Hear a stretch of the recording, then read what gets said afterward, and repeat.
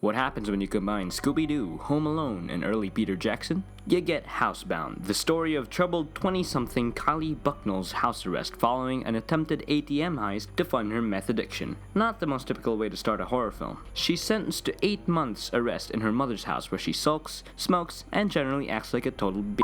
But things start to get weird when she overhears her mother talk about how she thinks the house is haunted. And it gets even weirder when she hears the bumps in the night herself.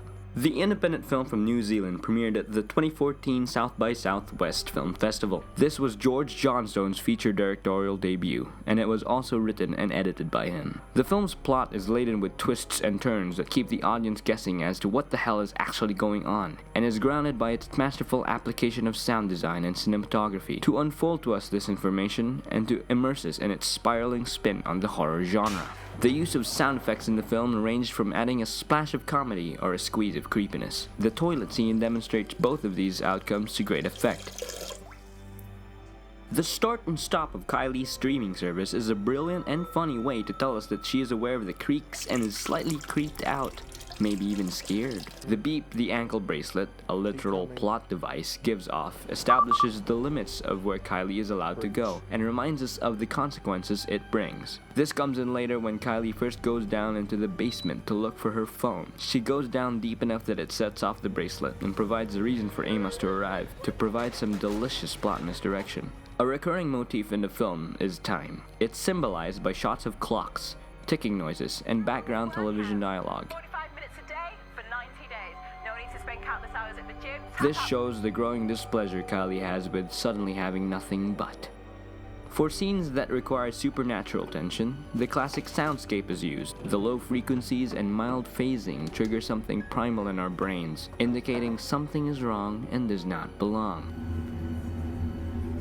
Subtle whispering noises that shift left to right in stereo give us the impression of something ethereal breathing down your neck, causing those little hairs to stand on end. The fact that the audience is unsure whether the soundscape is diegetic or not works in this genre, as it provides an air of mystery. After building all that tension, something has to ramp up that heart rate. Dramatic score and sound cues synchronized with characters or objects entering the frame provide either escalation of established tension,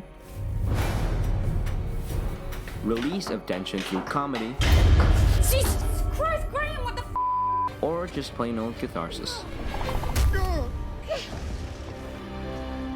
The film mostly used tight shots, mediums to medium close-ups to establish a sense of claustrophobia within the house, similar to how cramped Kylie feels within its walls. Wider shots are only used to establish location and to give a sense of emotional and physical distance between characters. Most of the house scenes are warmly lit, with high contrast to match the overall tone of the film. In some scenes it offers a feeling of coziness and nostalgia, but in certain contexts it makes for an overwhelming feeling of dread.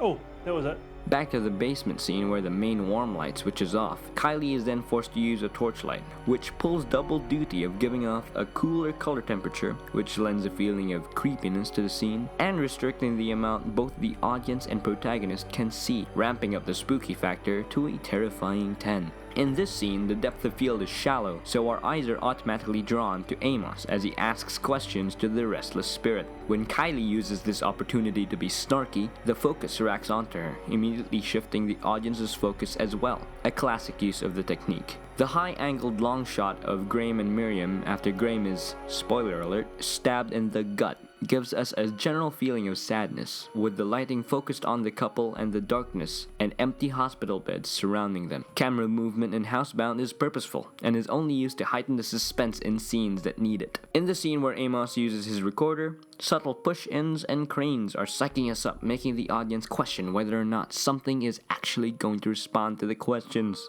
A quick vertigo shot here exaggerates the scale of Kylie's movement, making it more dramatic. Overall, Housebound is a great little twist on the haunted house trope. If you love horror films but are dismayed at the cookie-cutter state of the modern Hollywood take on the genre, this film is definitely a breath of fresh air, seamlessly blending comedy into the mix. Whoever said you can't have proper character development in horror films? Kylie Bucknell is no damsel in distress and will happily use whatever means necessary to defend herself. Here's to Hollywood hopefully taking a lesson in the craft of horror storytelling from Housebound, instead of just acquiring remake rights to...